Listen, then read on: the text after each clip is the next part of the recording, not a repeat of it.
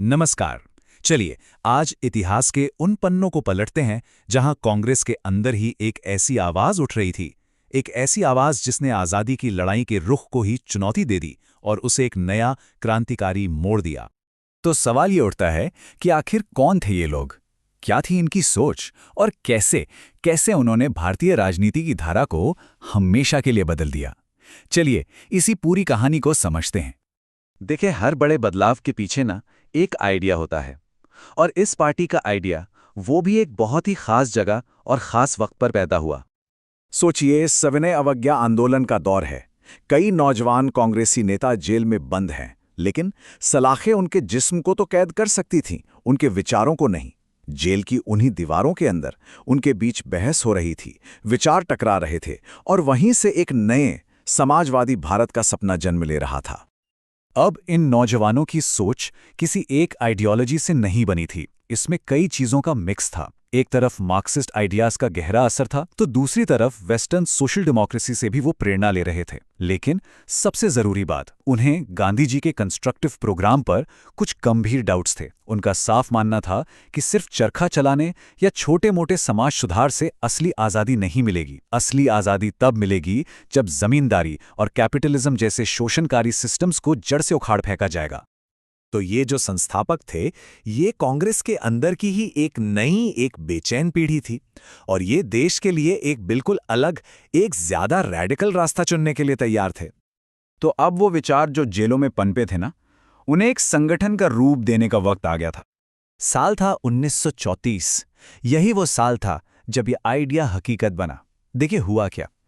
अप्रैल में संपूर्णानंद का एक पैम्फलेट आया, फिर मई में पटना में पहली ऑल इंडिया कॉन्फ्रेंस हुई, और फाइनली अक्टूबर में बॉम्बे में कांग्रेस सोशलिस्ट पार्टी की औपचारिक स्थापना कर दी गई। और इस नए आंदोलन को लीड कर रहे थे उस दौर के बड़े बड़े विचारक, जैसे जयप्रकाश नारायण, आचार्य नरेंद्र देव और संपूर्णानंद। इन्हीं लोगों ने पार्टी को एक वैचारिक दिशा दी।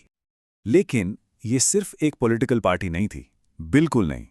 उनके पास एक नए भारत के लिए एक पूरा डिटेल्ड और बहुत महत्वाकांक्षी प्लान था। बॉम्बे की मीटिंग में जो प्रोग्राम अडॉप्ट किया गया, वो असल में एक समाजवादी समाज का ब्लूप्रिंट था। उनका मकसद साफ था, भारत के पूरे इकोनॉमिक सिस्टम को मौलिक तरीके से बदल देना। और उनके जो इकोनॉमिक गोल्स थे, वो बहुत साफ और कहना चाहिए रैडिकल थे। पहला, विदेशी व्यापार पर स्टेट की मोनोपोली हो। दूसरा, प्रोडक्शन और क्रेडिट के लिए कोऑपरेटिव सोसाइटीज बनाई जाएं। तीसरा, जमीन को मालिकों से लेकर किसानों और मजदूरों में बांटा जाए। और चौथा, जो भी बड़ी बड़ी इंडस्ट्री हैं, इंश्योरेंस है, पब्लिक यूटिलिटीज हैं, उन सबका धीरे धीरे समाजीकरण कर दिया जाए। इस पार्टी का जो मुख्य फोकस था, वो था देश के मजदूरों और किसानों पर।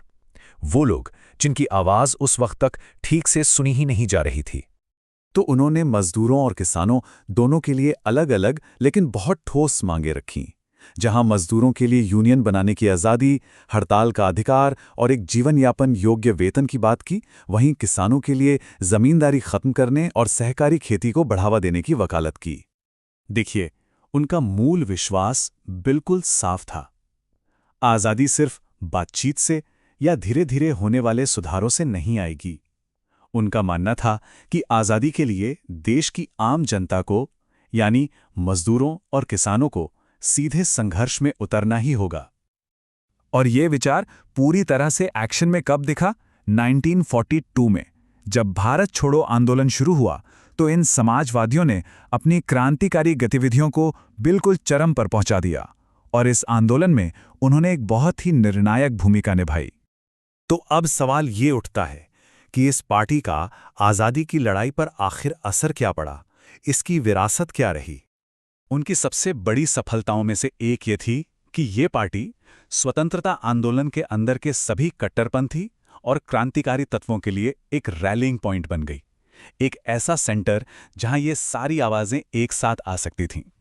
उन्होंने कांग्रेस की नीतियों को एक कट्टरपंथी दिशा दी, देश भर में किसान आंदोलनों को संगठित किया, अलग अलग ट्रेड यूनियनों के बीच एकता लाए, और इस बात पर जोर दिया कि हिंदू मुस्लिम एकता का रास्ता साझा आर्थिक मुद्दों से होकर गुजरता है।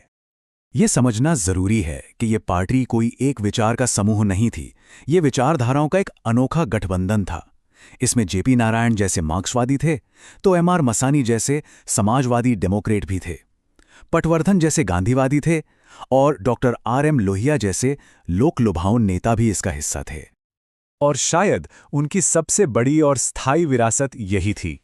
उनके ही प्रयासों का नतीजा था कि आज़ादी के बाद भारतीय राष्ट्रीय कांग्रेस ने देश के लिए समाज के एक समाजवादी पैटर्न को अपनाने का फैसला किया। एक तरह से उनका विचार जीत गया था। हम हैं लॉजिक लैडर इंस्टीट्यूट की टीम, और हमारा काम है सभी प्रतियोगी और स्कूल परीक्षाओं के लिए बेहतरीन अध्ययन सामग्री तैयार करना। अगर इतिहास के ऐसे ही और दिलचस्प किस्से सुनने हैं तो इस चैनल को लाइक, शेयर और सब्सक्राइब जरूर करें। इस विषय पर आपके क्या विचार हैं, या आप आगे कौन से टॉपिक के बारे में जानना चाहेंगे, नीचे कमेंट्स में जरूर बताइएगा। शुक्रिया।